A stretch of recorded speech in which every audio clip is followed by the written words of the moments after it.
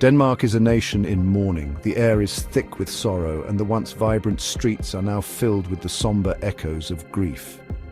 King Hamlet has recently died. His sudden and untimely death has left the kingdom in a state of shock and despair. The king's brother Claudius has taken the throne. His ascension to power was swift, and many in the court are still adjusting to this unexpected change. Claudius has also married Gertrude, the widowed queen. Their union, so soon after the king's death, has raised eyebrows and whispers among the courtiers. Prince Hamlet, the son of the late king, is distraught by his father's death and his mother's hasty marriage. He feels a deep sense of betrayal and confusion. Late one night, the ghost of King Hamlet appears before Horatio, Hamlet's loyal friend, and some guards. The apparition is both awe-inspiring and terrifying. The ghost reveals a shocking truth. He was murdered by Claudius. This revelation shakes the very foundation of Hamlet's world. The ghost demands revenge, urging Hamlet to avenge his foul and most unnatural murder. The weight of this command is immense, and Hamlet feels the burden of his father's spirit. Hamlet is horrified by this revelation. The idea that his uncle, now the king, is a murderer is almost too much to bear. He swears an oath to avenge his father. This vow becomes the driving force behind his every action. However, he is also a thoughtful and cautious young man. Hamlet knows that he must tread carefully in a court filled with intrigue and danger. He decides to feign madness to conceal his true intentions and to buy himself time to gather evidence against Claudius. This act of deception is both a shield and a weapon. Hamlet's behavior becomes increasingly erratic. His actions confuse and alarm those around him, adding to the tension in the court.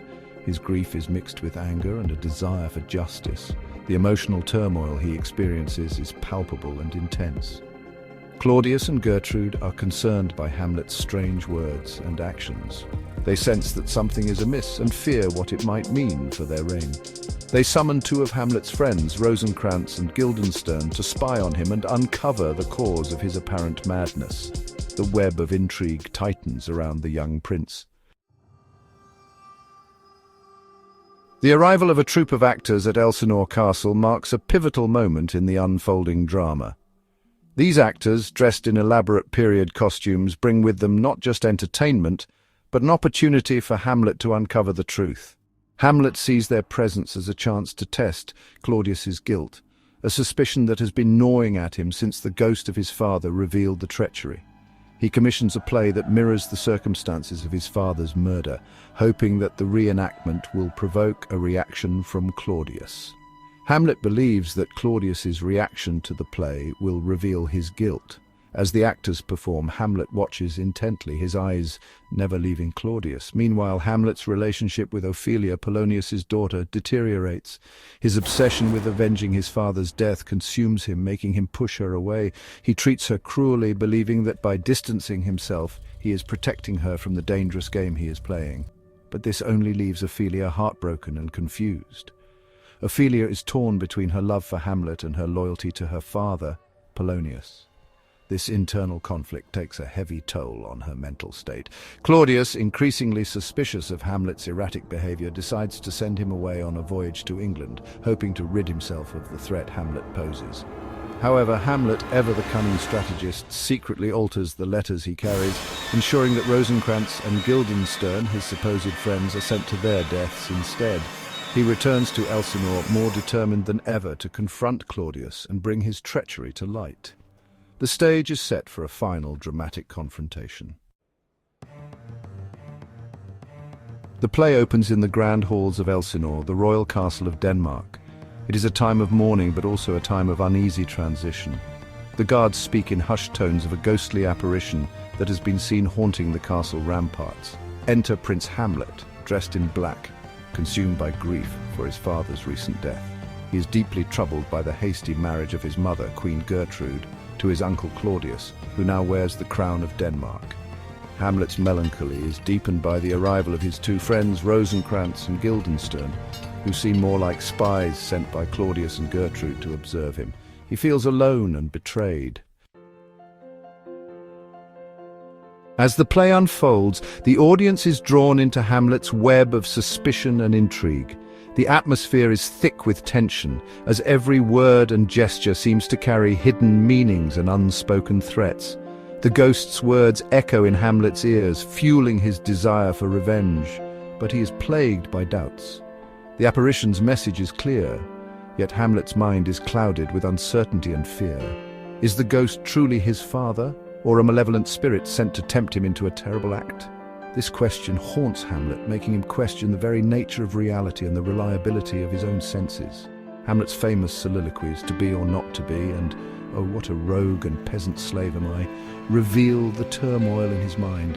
These moments of introspection lay bare his inner conflict and philosophical musings.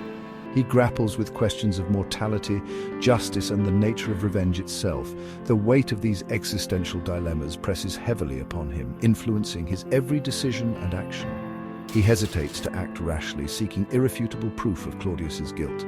Hamlet's cautious nature and his need for certainty lead him to devise elaborate schemes to uncover the truth. Hamlet's feigned madness becomes a mask, a shield to protect himself from his enemies while he plots his next move. This act of deception adds another layer of complexity to his already troubled psyche. However, his erratic behavior alarms his loved ones, particularly Ophelia, the daughter of the Lord Chamberlain Polonius. Her concern for Hamlet's well-being grows as she struggles to understand the man she once loved.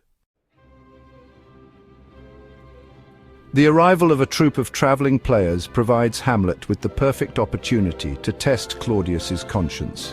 He arranges for a play that mirrors the circumstances of his father's murder, hoping to elicit a visible reaction from the king. During the performance, Claudius, unable to bear the weight of his guilt, cries out and flees the room. Hamlet sees this as confirmation of his guilt. He is ready to act. However, in his fury, he mistakenly kills Polonius, believing him to be Claudius hiding behind a tapestry. This act of unintended violence has tragic consequences. It pushes Ophelia over the edge into madness and fuels Claudius's determination to eliminate Hamlet. Ophelia, caught in the crossfire of Hamlet's revenge plot, descends into madness. Driven to despair by Hamlet's rejection and the death of her father, she wanders the castle, singing haunting songs and distributing flowers that symbolize lost love and grief. Her madness is a stark counterpoint to Hamlet's calculated, feigned madness. She becomes a poignant symbol of the collateral damage inflicted by the pursuit of revenge. Her tragic drowning in a brook, whether accidental or intentional, is a heartbreaking moment in the play. The news of Ophelia's death reaches Hamlet in the graveyard. He is overcome with grief and remorse, realizing the devastating impact of his actions.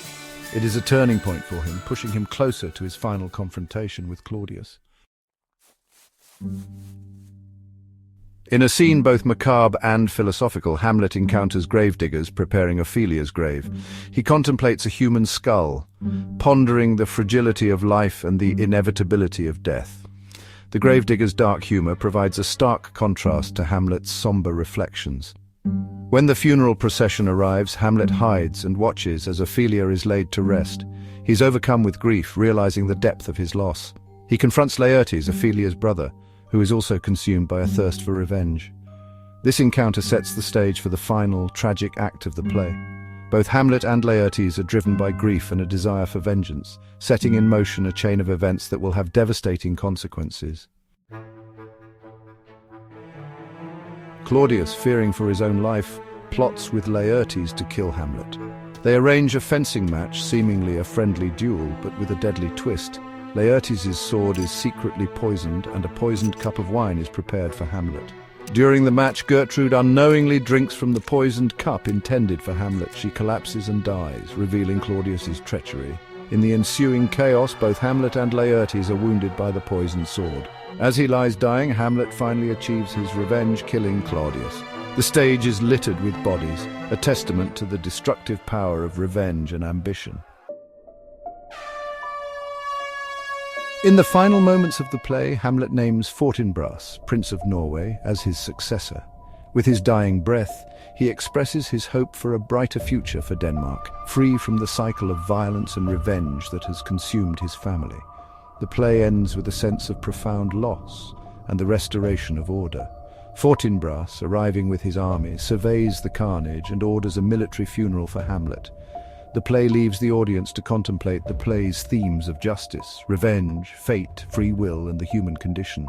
Hamlet is not just a revenge tragedy, it is a profound exploration of the human psyche, a timeless masterpiece that continues to resonate with audiences centuries after it was written.